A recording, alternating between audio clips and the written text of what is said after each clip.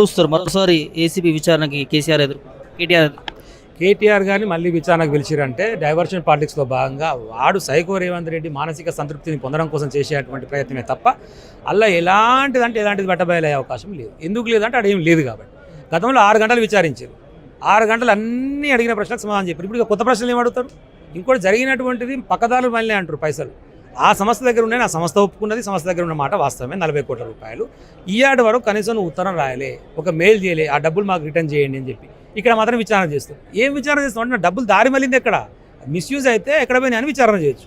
మిస్యూజే కాలే కదా, అసలు విచారణ ఎక్కడిది అంటే రాజకీయపరమైనటువంటి కోణంలో గతంలో ఓటుకు నోటు కేసులో దొంగ అయినటువంటి రేవంత్ రెడ్డి నేను జైలుకి పోయినా కాబట్టి ఏదో ఒక ప్రయత్నంలో భాగంగా ఇలా జైలుకి పంపాలనేటువంటి ఒక ప్రయత్నం, ఒక మానసిక సంతృప్తి కోసం చేస్తున్నాడు తప్పితే అందులో ఏమీ ఉండదు. ఎందుకు ఉండదు ఇంత గట్టిగా చెప్పగలుగుతున్నాం అంటే ఇప్పుడు మాట్లాడుతూ కూడా కేటీఆర్ గారు చెప్పారు, నీకు దమ్ము ఉంటే నువ్వు మొగోనివి అయితే నువ్వు ఓటుకు నోటు కేసులో దొంగవు, నా మీద అపవాదు పెడుతున్నావు ఫార్ములా ఏకి సంబంధించి తప్పు చేసిన ఇద్దరం లైవ్ డిటెక్టర్ పరీక్షకు ఒప్పుకుందాం, లైవ్లో టీవీలో చేయమని చెప్పండి ఇద్దరిని, నీకు దమ్ముందా రా అని చెప్పిండు. మరి దాని మీద స్పందించాలి కదా ఇప్పటివరకు ఏం లేదు.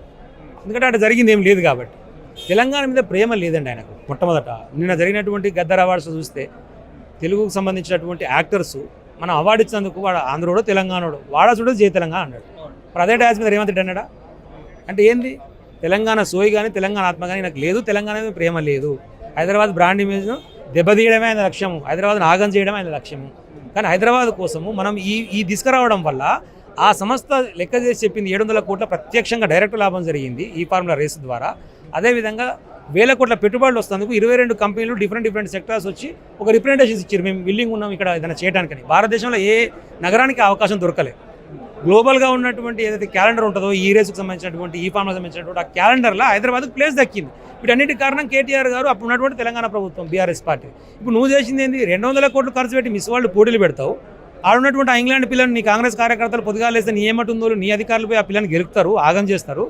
దానికి సంబంధించి ఒక కేసు కాదు, దానికి సంబంధించి విచారణ ఉండదు, ఒక కమిటీ ఉండదు. అంటే ఏం జరుగుతుంది ఇక్కడ? బ్రాండ్ ఇమేజ్ని దెబ్బతీస్తూనేమో పట్టించుకోవు, బ్రాండ్ ఇమేజ్ మెచ్చుకోవడం మీదనేమో విచారణ చేస్తా అంటున్నావు.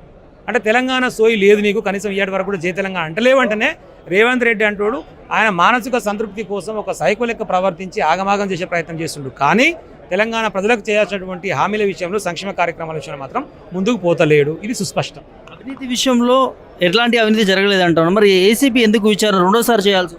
అది ఏసీబీని అడగాలి కదా. ఏసీబీ ఎందుకు చేస్తుంటే ఏసీబీని అడగాలి. అక్కడ ఏం లేదు, ఆమోదం లేకుండా ఇష్టానుసారంగా డబ్బులు వృధా చేసి ప్రొసీజర్ ల్యాబ్స్ ఉన్నాయి అనుకోండి. ప్రొసీజర్ ల్యాబ్స్ ఉంటే ప్రొసీజర్ ల్యాబ్స్ ఓడి చేసినా వాని పిలిచి అది అడగాల్సింది నువ్వు. ప్రొసీజర్ ల్యాబ్స్ చేసిన ఎగ్జిక్యూషన్ పార్టీలో అధికారులు ఉన్నారు, ప్రొసీజర్ ల్యాబ్స్ ఉంది. ప్రొసీజర్ ల్యాబ్స్ ఇట్లా కాదు జరగాల్సింది ఇట్లా అని చెప్పాలి. ఇంకొకటి ఎక్కడ ఉంటుంది అంటే నువ్వు ఆ అమౌంట్ దుర్వినియోగం అయింది అంటున్నావు. ఎక్కడ దుర్వినియోగం అయింది? ఆ కంపెనీ దగ్గరనే ఉన్నాయి కదా అంటున్నా నేను. నువ్వు కావాలంటే ఒక ఉత్తరం తీసుకొని ఆ 40 కోట్లు రిటర్న్ తెప్పించుకోవచ్చు కదా. ఈ వరకు ఎందుకు అడుగుతావు ఆ కంపెనీని?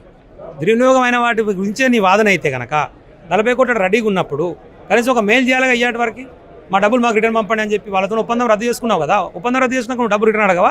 ఎందుకు అడుగుతలేవు మరి? ఒక లెటర్ లేదు, ఒక మెయిల్ లేదు అంటే అర్థమైంది దుర్వినియోగం జరగలేదు. ఎక్కడ దుర్వినియోగం జరిగిందని క్రియేట్ చేయడం కోసం ప్రయత్నం చేస్తున్నాడు. ఆ ప్రయత్నం కోసం 40 కోట్లు రిటర్న్ తెచ్చుకుంటే ఇష్యూ క్లోజ్ అయిపోద్ది కాబట్టి దాంట్లోనే పెండింగ్ పెట్టి ఏందో తవ్వుదామని దూలాడుతున్నాడు. అట్లా జరిగినటువంటి పరిస్థితి. ప్రచారం జరుగుతుంది, తప్పు చేసిన వాళ్ళు జైలు పోక తప్పదంటూ కూడా కాంగ్రెస్ నేతలు మాట్లాడుతారు. తప్పు చేసిన వాళ్ళు జైలు పోక తప్పదు కాబట్టి రేవంత్ రెడ్డి పోయాడు. రెడ్డి హ్యాండెడ్గా దొరికిండు కాబట్టి ఓటుకు నోటు దొంగ.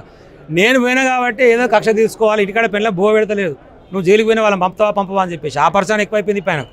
దానికోసం అదే నేను ఏమంటున్నా, లాస్ట్గా ఆయన కక్ష ఆయన సంతృప్తి పొందుతాడు. చూసిన మానసిక సంతృప్తి పొందాలంటే చేస్తూ ఒక 2 రోజులు అరెస్ట్ చేస్తారు కేటీఆర్. తర్వాత ఏమవుతుంది? కేసు నిలబడుతుందా? కోడిగుడి మీద ఈగలు వీకినాడు తప్ప ఏమంటే ఏముండదు. అలా నీకు అధికారం ఉంది కాబట్టి, రాజ్యం నీ చేతులు ఉంది కాబట్టి నువ్వు చేయగలిగిన ఫైనల్ ఆప్షన్ ఒక 2 రోజులు అరెస్ట్ చేయడం, అంతకుమించి చేయగలిగింది ఏం లేదు ఇందులో.